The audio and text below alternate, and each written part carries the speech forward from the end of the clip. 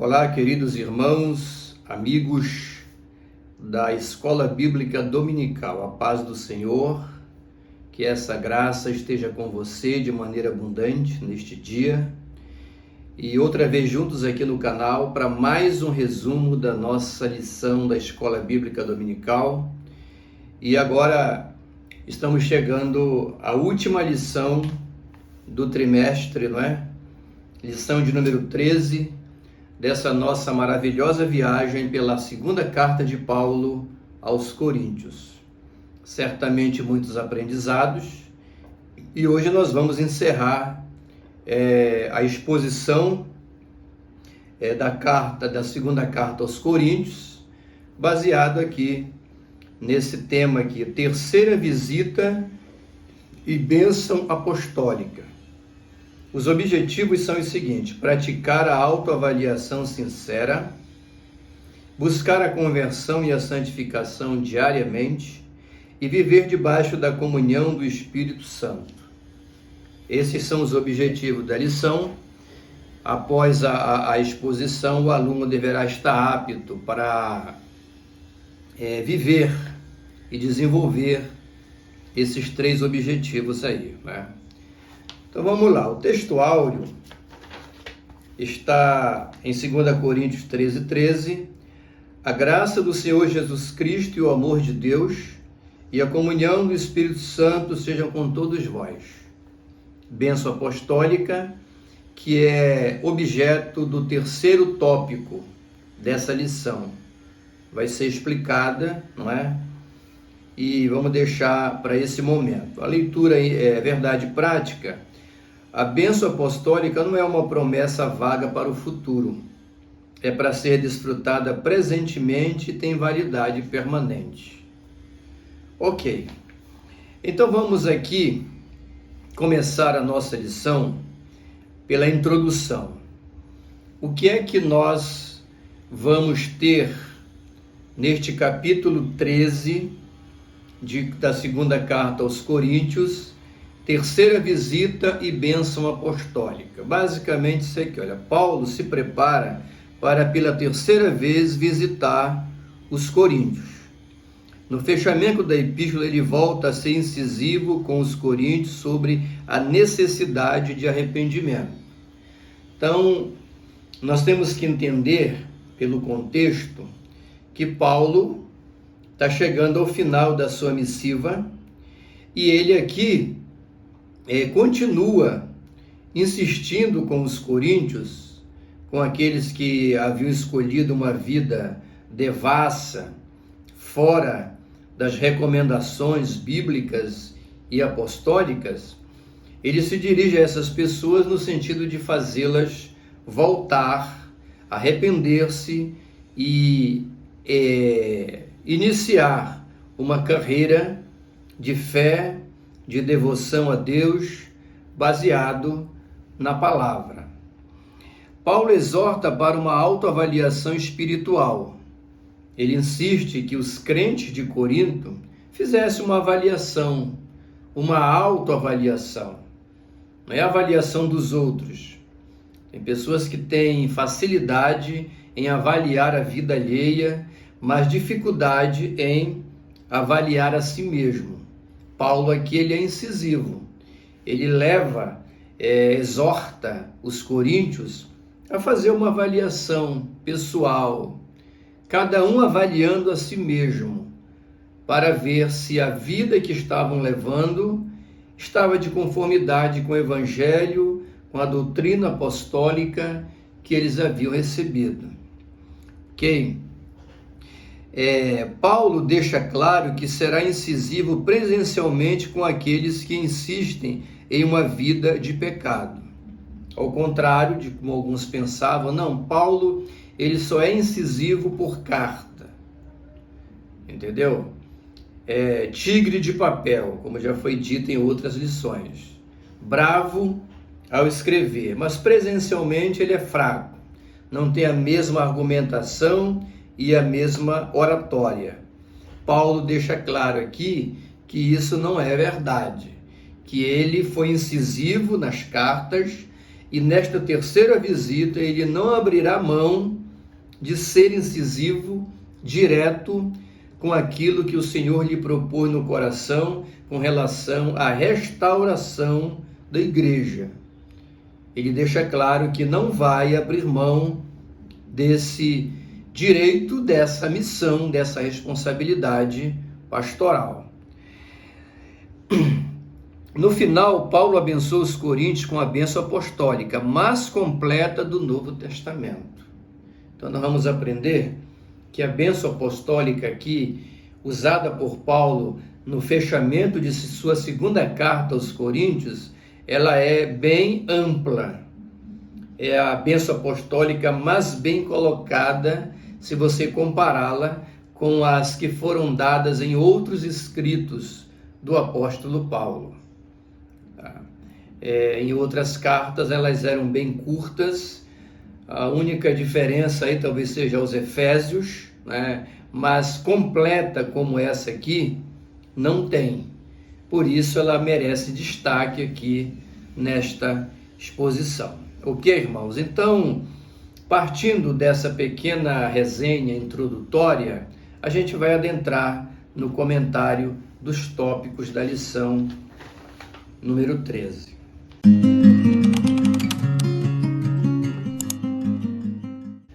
Primeiro tópico diz assim: toda questão será resolvida. Paulo mostra nova predisposição para combater duramente os pecados, se assim precisasse. Isso nós já falamos, né?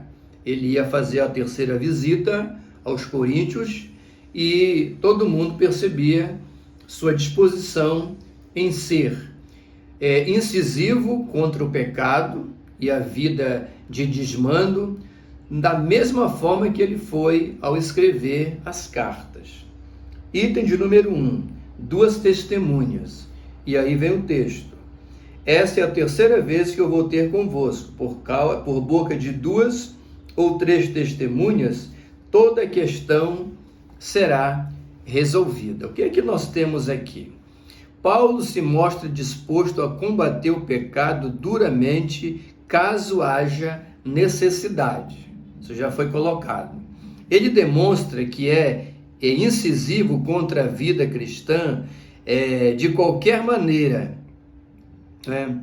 A falsa vida cristã de qualquer maneira, tanto através de cartas como de forma presencial, como já falamos, né? Ele vai demonstrar aos coríntios que ele tem autoridade apostólica, disposição e chamamento de Deus para ser incisivo contra tudo aquilo que é considerado desmando, não é, na vida cristã.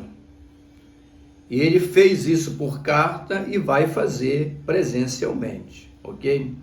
2 testemunhas. Paulo vai combater todo tipo de desvio doutrinário e pecado, tá certo? Agora aqui, para nós entendermos, irmãos, essa colocação do apóstolo Paulo aqui, ele usa a expressão aqui, 2 ou mais testemunhas. O que significa isso? Por que Paulo, ao dizer que vai confrontar os coríntios, ele usa a expressão, dizendo que tudo vai ser resolvido aqui, usando a expressão 2 ou mais testemunhas? O que é isso? Paulo se refere aqui a julgamentos que poderiam ocorrer em Corinto, em que os regulamentos exarados, de acordo com os regulamentos exarados no Antigo Testamento, né? Os regulamentos do Antigo Testamento seriam aplicados no que se refere à validade das testemunhas e das acusações. Olha, o que acontecia em Corinto era muito grave. Havia um grupo de pessoas que influenciavam outras pessoas e eles tinham uma vida cristã não recomendável pela palavra de Deus. Haviam desvios doutrinários e de comportamento entre aquela comunidade. Paulo, ele vai com disposição, se necessário, colocar essas pessoas que aderiram a esse estilo de vida para serem julgados. entendeu? E possivelmente disciplinados pela igreja em Corinto. Não era toda a igreja que estava assim, mas havia grupos fortes que haviam adentrado por esse caminho. Então ele diz assim, olha, duas ou mais testemunhas. Por quê? Ele está invocando aqui Deuteronômio 19:15 e Mateus 18:16. Um texto do Antigo Testamento e um texto do Novo. Por quê? Porque no Antigo Testamento, quando questões jurídicas, né, de julgamento eram colocados na mesa, o sistema de justiça judeu estabelecia que eram necessárias 2 ou mais testemunhas para que houvesse um julgamento, vamos dizer assim, justo com a pessoa que estava sendo alvo de algum tipo de acusação. Essa posição, ela era tomada para evitar o que nós chamamos de perjúrio, falso julgamento. Porque era muito fácil uma pessoa chegar e dizer, olha, fulano fez isso, está acontecendo aquilo. Não. O sistema exigia um grupo de testemunhas para que aquilo pudesse ser visto como algo a ser investigado, levado em consideração naquele julgamento. Esse é o motivo de Paulo estar invocando. Paulo, ele era um rabino, ele era um judeu puro sangue, ele era um doutor da lei. Ninguém como ele conhecia tanto o judaísmo, suas tradições, como também o sistema de leis e justiça de Israel do seu tempo. Então aqui ele invoca esse princípio. E é um princípio também que aparece em Mateus 18:16, que nos orienta quando tiver que fazer um acerto com alguém, em virtude de alguma polêmica, de algum problema, se necessário levar 2 ou mais testemunhas para quê? Para reafirmar aquilo e tornar aquilo algo digno de ser apreciado. Tá certo?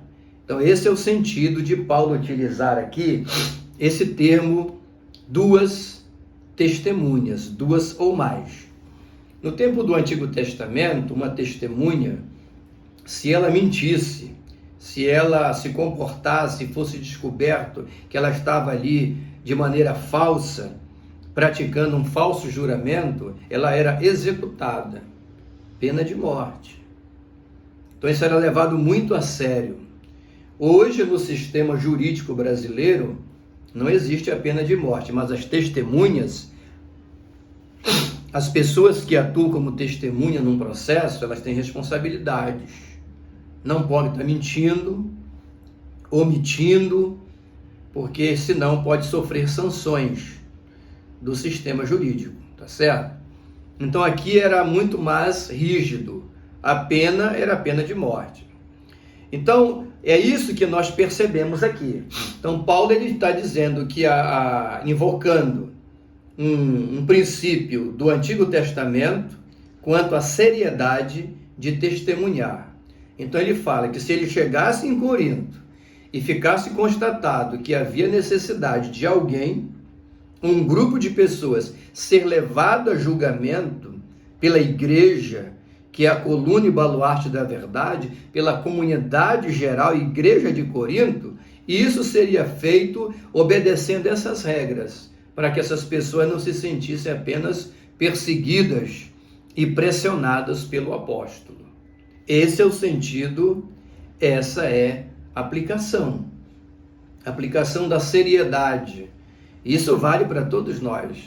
Quando abrir a boca para dizer alguma coisa sobre alguma coisa ou sobre alguém, que nós tenhamos cuidado, discernimento, responsabilidade, temor, amor e coisas relacionadas. Até para dizer a verdade, a gente precisa ser temperado, dependendo das circunstâncias que nós estamos enfrentando. Tá bom? Essa é a aplicação. O item 2. Façam o bem e serão aprovados. Aí vem o texto. posto que buscais prova de que em mim Cristo fala, o qual não é fraco para convosco, antes é poderoso em vós. O que é que nós temos aqui? Olha, os coríntios eram testemunhas oculares dos prodígios operados entre eles através de quem? Através de Paulo. Mas eles ainda insistiam, duvidavam que o poder de Deus operasse no apóstolo. E os que duvidavam foram influenciados a duvidar, envenenados pela irresponsabilidade de certos líderes maus e desconectados da unidade da igreja e da responsabilidade diante da palavra de Deus. De que forma Paulo provaria sua autoridade apostólica? Pela repreensão pessoalmente e, se necessário, pela aplicação da disciplina. Paulo está demonstrando aqui que ele está disposto a confrontar as pessoas que o desafiavam, não é? E que ele sabia que essas pessoas não tinham uma vida cristã recomendável, eram pessoas de idoneidade duvidosa, de caráter ferido, e ele estava disposto a repreendê-los pessoalmente, de forma presencial. Aqui preciso reforçar isso, ele estaria ali de forma presencial e os repreenderia, da mesma forma que fez pelas cartas. E caso ele julgasse necessário, levaria essas pessoas a julgamento diante da igreja e possivelmente viria disciplina. Uma coisa já dita no item anterior. É isso que está em debate aqui. Item de número 3. Vamos lá. Oração intercessória. Aí o texto diz, olha: estamos orando a Deus para que não façais mal algum, não para que simplesmente pareçamos aprovados, mas para que façais o bem, embora sejamos tidos como reprovados. O que é que nós temos aqui? Olha, Paulo, ele está orando pelos coríntios. Oração intercessória. Qual é o teor dessa oração? É isso que precisa ser visto aqui, olha. Embora sejamos tidos como reprovados, essa expressão que ele usa significa o seguinte, olha: Paulo se sentia tão preocupado com o bem-estar dos irmãos de Corinto, que o seu próprio bem-estar era perfeitamente secundário para ele. Aqui nós temos um ponto muito interessante. Que ponto? Paulo, irmãos, ele era um pastor. Além de implantador de igreja, um missionário muito dedicado, ele era um pastor de ovelhas. E esse gesto de Paulo aqui prova definitivamente que ele é um bom pastor. Em que sentido? Porque ele aqui não tem nenhuma preocupação com a sua reputação. Ele prefere ser ferido, considerado fraco, considerado desqualificado.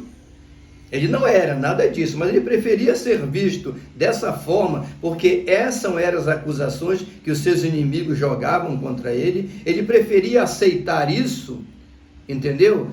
E lutar pela integridade da igreja e continuar pregando e convencendo os irmãos da palavra de Deus, do que se preocupar com a sua reputação, não é? Então ele prova aqui um grande amor pastoral e um diferencial na vida de quem é um líder pastoral, por exemplo, hoje, ou quem pretende ser. Não está se pregando aqui que a reputação não é importante, claro que ela é. Mas fica claro aqui, isso já é um alerta para quem deseja a vida pastoral, porque tem pessoas que pensam que a vida pastoral é um oásis no deserto, entendeu? É só vantagem. Pastor não tem problema, não tem luta, não passa dificuldade, está sempre nadando em dinheiro. Essa é a visão que muita gente tem sobre a vida pastoral. Mas para quem tem pretensões entendeu? Pastorais. É necessário que tenha, anote na sua agenda isso aqui, que em determinado momento da sua jornada, a sua reputação, ela vai ser colocada em xeque, e que você tem que estar preparado para isso. Se você for inocente, entendeu? Se a coisa se constituir de acusações falsas, esteja preparado para lidar com isso, e que essas acusações, esse clima de reprovação, de perseguição de pessoas contra você, não venha anular o seu amor pastoral.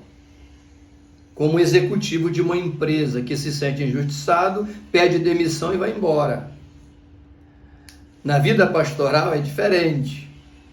Paulo, ele aqui, apesar de estar sofrendo tudo isso, ele insiste com o coração pastoral. Ele deixa a sua reputação em segundo plano e prioriza o bem-estar da igreja. Cumprir a sua missão, sabendo que ali naquela comunidade não era todo mundo que era contra ele, que haviam pessoas ali que precisavam da sua atuação pastoral, apostólica. Esse é o grande exemplo de Paulo. É uma atitude pastoral rara hoje em dia principalmente. Para ver a igreja sadia na fé, ele estava disposto a sacrificar a própria reputação.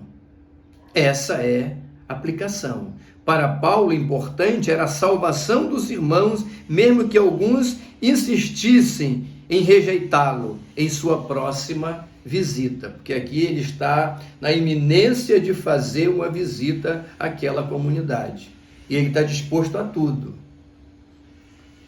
disponível a enfrentar qualquer coisa, e se ele se ferir na reputação, entendeu? E ao muitos continuarem insistindo que ele não tem caráter, que ele é frágil, que ele é isso, que ele é aquilo, ele vai cumprir o seu papel sabendo que vai estar abençoando a vida de muitas pessoas ali, mesmo que a sua reputação seja prejudicada. A maior prova da autenticidade apostólica de Paulo era a vida com Deus dos próprios coríntios, que por ele foram alcançados. Os bons crentes de Corinto eram frutos do ministério de Paulo. Olha só que coisa interessante aqui. Qual era a maior prova? Fazendo uma resenha aqui, irmãos. Qual era a maior prova que Paulo era um homem de Deus, que ele pregava o evangelho da graça, que ele era um missionário comprometido com Deus e com a sua missão apostólica? Qual era a maior prova disso tudo? Os frutos produzidos em Corinto.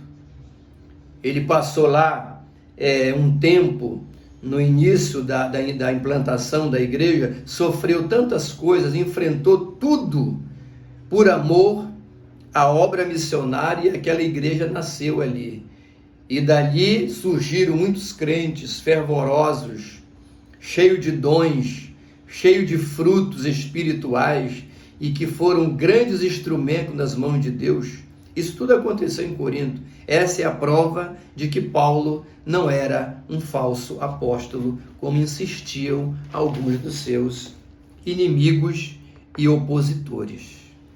O tópico de número 2 diz assim: autoridade para edificar e não destruir. Paulo, a palavra de ordem no seu ministério era edificação, construção, arrependimento, volta, melhoramento, não é? Santificação, aprimoramento, crescimento na fé. Essas eram as palavras que estavam presentes no dicionário, no vocabulário do apóstolo Paulo. Ele não tinha intenção em destruir a igreja, atacá-la gratuitamente. Quando ele proferia palavras incisivas, era no sentido de restaurar essa igreja e torná-la uma comunidade de acordo com a palavra de Deus. Então vamos lá. Item de número 1. Não podemos contra a verdade, porque nada podemos contra a verdade, senão em favor da verdade. O que é a verdade aqui? Paulo diz assim, olha, não temos nada, não podemos ter nada contra a verdade, a não ser a favor da verdade, pela verdade. O que é a verdade aqui, irmão? A verdade aqui indica a mensagem de Cristo, o evangelho que Paulo pregava. A mensagem do evangelho da graça, o sacrifício de Cristo, do arrependimento. Essa era a verdade. Não o evangelho dos falsos mestres e na sua forma de viver. Parece que os falsos mestres de Corinto, eles viviam um falso evangelho, uma vida cristã falsa, deteriorada, comprometida, envolvida com práticas mundanas, e usavam da sua influência de liderança para levar outras pessoas a esse estado de calamidade espiritual.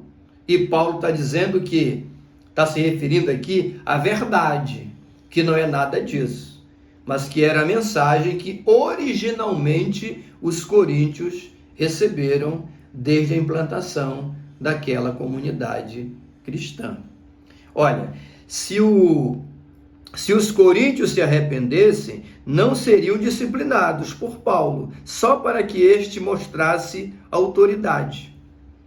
Paulo não estava possuído de um espírito de vingança, né? Eu vou lá e vou desarrumar. Não, ele era o homem dotado de uma chamada divina para falar a palavra, e ele orava e votava para que a palavra produzisse arrependimento nas pessoas e o juízo fosse desnecessário. Paulo, ele era o contrário de Jonas. Já leu a história de Jonas? Pois é, Jonas era um profeta assim diferente. Ele pregava a palavra, pregava o juízo e torcia para as pessoas não se arrependerem, simplesmente para ter a sensação de ver a sua pregação cumprida, trazendo destruição. Você está entendendo? Esse era o sentimento de Jonas. Tanto que quando Nínive se arrepende e a cidade não é destruída, ele fica triste. E muita gente com espírito de Jonas, síndrome de Jonas, no ministério cristão hoje. São apenas pregadores do Apocalipse, sem misericórdia. A gente crê no Apocalipse, a gente crê nos juízos de Deus, a gente crê no cálice da ira de Deus, a gente crê na fúria divina, a gente crê que Deus promove a provação para os que rejeitam a Ele, mas esse retrato de Deus, ele é incompleto. Paulo aqui é o outro extremo. Ele acredita em tudo isso, mas ele, movido por um amor pastoral e apostólico, ele prega a palavra, ele prega a mensagem, exige o arrependimento e torce para que os coríntios chegassem a esse entendimento. Ele não somente torce, mas ele ora, porque ele queria ver os seus filhos na fé retornando à fé que eles receberam. Essa é a diferença, tá? Contra a verdadeira conversão, nada resistiria. Ou seja, vidas transformadas são a maior prova da verdade que Paulo pregava. Entendeu? Não temos nada contra a verdade. A prova da verdade, dizia ele, está entre vocês aí. Os frutos, as vidas transformadas. Esse é o sentido, essa é a aplicação. O item 2, aqui. Igreja aperfeiçoada e edificada, né? Porque nós regozijamos quando nós estamos fracos e vós fortes. E isto é o que pedimos, o vosso aperfeiçoamento. Olha como é que a palavra aperfeiçoamento volta à tona aqui, né? Demonstrando que tudo que já foi dito sobre qual era o intento e o desejo do coração do grande apóstolo dos gentios, Paulo de Tarso, ex-perseguidor da igreja, agora um apóstolo perseguido, pagando o preço de ter no coração e na alma a chama de cuidar de pessoas. Essa, irmão, é a grande lição. Muito maravilhoso isso aqui. Então, o que é que nós temos aqui? Paulo não queria provar nada aos seus, entendeu? Os seus críticos. Não era essa a intenção dele. Visava apenas a edificação da igreja. E em nome dessa edificação, ele estava disposto a enfrentar os seus opositores. Não para provar nada para eles, mas para garantir o seu direito de instruir a igreja, a qual ele amava pelos motivos aqui já exaustivamente colocados. Importante, olha só, irmão, importante aqui, olha. Antes de sua conversão, Paulo arrasava a igreja. Depois de sua conversão, pagava qualquer preço para vê-la edificada. Paulo é uma lição de vida. Uma lição de vida. Uma das formas de você estudar a teologia bíblica é o chamado estudo biográfico. Existem várias formas, mas o estudo biográfico, ele é muito importante. Por quê? O que é o estudo biográfico? É você pegar um personagem das Escrituras ao seu gosto e estudar sobre ele, tudo sobre ele. Você vai ter várias surpresas, porque a biografia bíblica, ela se difere da biografia normal. Quando você vê, por exemplo, um livro escrito sobre alguém, uma personalidade conhecida no mundo de hoje, os biógrafos, os historiadores se esforçam em enaltecer aquela pessoa, falar mais dos seus pontos fortes, né? Das suas qualidades e virtudes. A Bíblia também faz isso. Só que a palavra, ela mostra também o lado fraco, frágil, ruim desses personagens. E não há nenhuma exceção nas Escrituras, a não ser aqueles que vocês conhecem. Cristo, que encarnou na condição humana e que viveu como homem em todos os aspectos, com exceção do pecado. 100% Deus, 100% homem. Essa era a imagem de Cristo. Mas os demais, não. Você tem números aí. Paulo é um exemplo. Nós já estudamos em lições anteriores aí, ele falando das suas fraquezas, suas fragilidades, suas dificuldades. Então essa é a questão. Então antes dele ser um apóstolo, ele arrasava com a igreja. Todos nós conhecemos isso.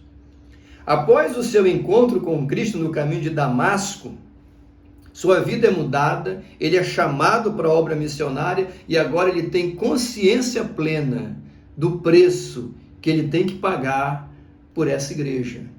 Então ele está disposto, como já dito aqui, né? Reputação, ser perseguido, ser morto como foi, por amor a uma causa. Irmão, só uma conversão genuína faz um homem viver uma história semelhante. Que Deus nos ajude, que Deus nos abençoe e nos encoraje e nos capacite para ter essa oportunidade. Item de número 3, aperfeiçoai-vos e consolai-vos. Novamente a palavra aperfeiçoamento aparece aqui. Aperfeiçoai-vos, consolai-vos, sede do mesmo parecer, vivei em paz e o Deus de amor e de paz estará convosco. O que é que nós temos aqui? Olha, temos duas palavras aqui que são de grande importância para o entendimento desse texto. Primeiro, a palavra aperfeiçoamento. O que é um aperfeiçoamento que Paulo pregava? Era um constante autoexame, como foi dito lá no início, para que ninguém retornasse à carne depois de já ter discernido a verdade espiritual. O que Paulo está falando aqui? Olha, a vida cristã, ela tem início, meio e fim. Nós éramos do mundo, pecadores condenados, escravizados, fomos alcançados pelo Evangelho da Graça. Uma vez alcançados, iniciamos o quê? Uma carreira, uma trajetória, uma peregrinação cristã. Caminhando para quê? Para onde? A erro, a qualquer forma, entendeu? Não. Caminhando para a cidade celestial, a Nova Jerusalém. O nosso alvo é a cidade santa.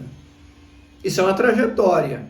E nessa trajetória, muitos param, desistem, alguns regressam à vida anterior, de pecado, paganismo e mundo, sem Deus e sem valores espirituais. Você está entendendo? É disso que Paulo está falando aqui. Qual é a atitude de um cristão? E aqui vai a aplicação. Qual é a atitude de um cristão que não quer retroceder, que não quer voltar para o Egito, que não quer regredir na sua vida espiritual, como os coríntios estavam fazendo, como os gálatas fizeram? Qual é o remédio para não cair nesse veneno? O remédio é o quê? O autoexame constante. Constantemente eu tenho que estar olhando para Cristo, para a Bíblia e para mim, para ver aonde eu posso melhorar. Não é olhar para os outros, não, é para mim mesmo. Autoexame. Esse é o sentido de aperfeiçoamento. Porque quando eu me autoexamino, quando eu me policio, quando eu tomo atitude no sentido de melhorar o meu relacionamento com Deus, cada vez que eu faço isso, eu vou o quê? Me aperfeiçoando na fé até que o caráter de Cristo seja definitivamente gerado em mim. Essa é a lição. E a outra palavra é o consolo mútuo, que é decorrente do aperfeiçoamento. A interação entre os crentes que sofrem junto às afrontas do mundo por causa do nome de Jesus. O comentarista traz isso claro para nós. Tá certo? Então, olha, aplicação geral. A igreja é um corpo e todas as suas ações devem circular em torno dessa verdade e desse princípio. Olha, irmão, nós somos membros de uma igreja que é um corpo místico de Cristo. Ele é o cabeça, nós somos o quê? Os membros. João 15, eu sou a videira verdadeira, meu pai é o agricultor. Toda vara, todo ramo, ele é a videira, nós somos os ramos. Quando você olha para a igreja, uma das figuras que representa a igreja em toda a teologia do Novo Testamento é essa figura de um corpo, de uma árvore, de um reino, de uma família. É sempre nesse sentido que a igreja é colocada. E ela não deve ser isso apenas no campo espiritual. A igreja é um corpo e todas as suas ações devem circular em torno dessa verdade e desse princípio. O crente olhar o outro, sentimento de família, companheirismo, fraternidade, amor, não é? Convergência, convivência, consolo, ajuda, mão no ombro, oração em favor do irmão. Esses são os atos praticados por uma comunidade cristã sadia. Não intriga, divisão, polêmica, revolta, revanche, entendeu? São coisas da carne e o diabo está no comando desse negócio. Os que são guiados pelo Espírito de Deus fomentam no seu comportamento e na comunidade onde vivem isso aqui. Toda pessoa que tem o Espírito Santo e consciente da sua posição no reino de Deus, ele é um elo de ligação para unir, para convergir outras pessoas na mesma causa. No nosso caso aqui, o Evangelho, a vida cristã. Essa é a aplicação. Finalizando a lição, o tópico de número 3. Lição abençoadíssima. Vamos em frente.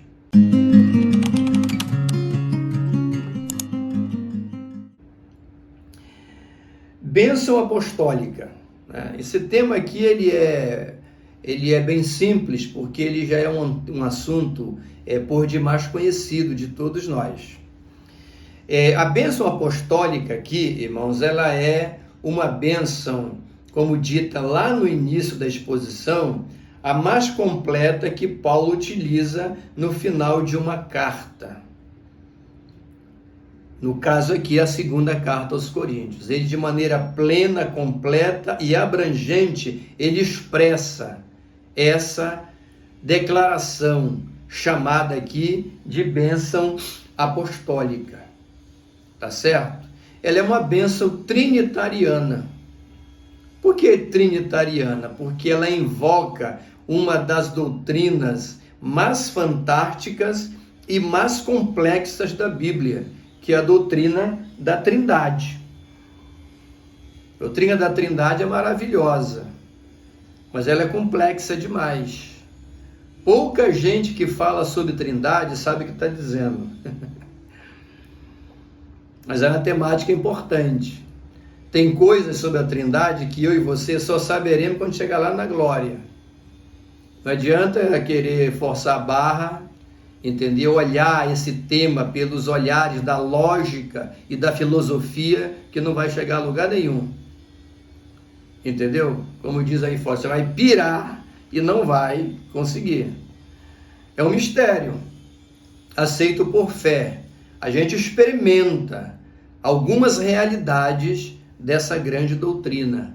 A doutrina do Pai, do Filho, do Espírito Santo, um Deus só, três pessoas coexistindo com o mesmo propósito, a mesma substância. Uma pequena resenha sobre Trindade. E aqui, a bênção apostólica é trinitariana porque ela invoca esse princípio, esse fundamento, essa grande doutrina bíblica, a doutrina da Trindade. Então vamos lá. Item de número 1. A graça de nosso Senhor Jesus Cristo. Tudo baseado em 2 Coríntios 13:13.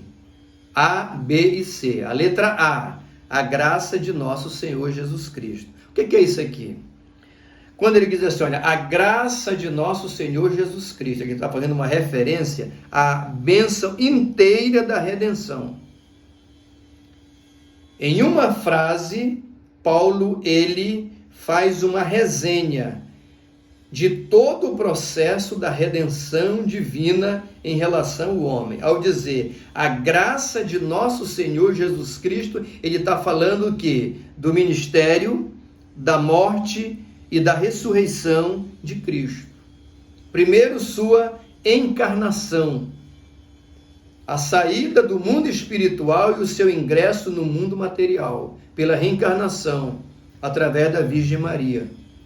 Seu nascimento virginal, seu crescimento, seu ministério público, suas pregações, sua mensagem divina de salvação, de arrependimento, de reino, sua morte vicária e substituta na cruz do Calvário, sua ressurreição, que é o fundamento maior do cristianismo.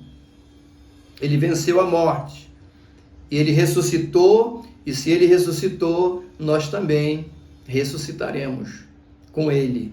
Então, quando ele diz assim, olha, a graça do Senhor, ele está fazendo uma referência a todo esse processo de redenção do homem, entendeu? E é importante entender que tudo isso aconteceu na sua vida, na minha vida, sem que nós, o quê? Merecêssemos. Graça aqui também é sinônimo de favor divino sem meritocracia. Isso é muito importante para você aplicar para a sua classe. Aí vem a parte B. E o amor de Deus. Esse amor incondicional de Deus pelo pecador, que é um desdobramento da graça.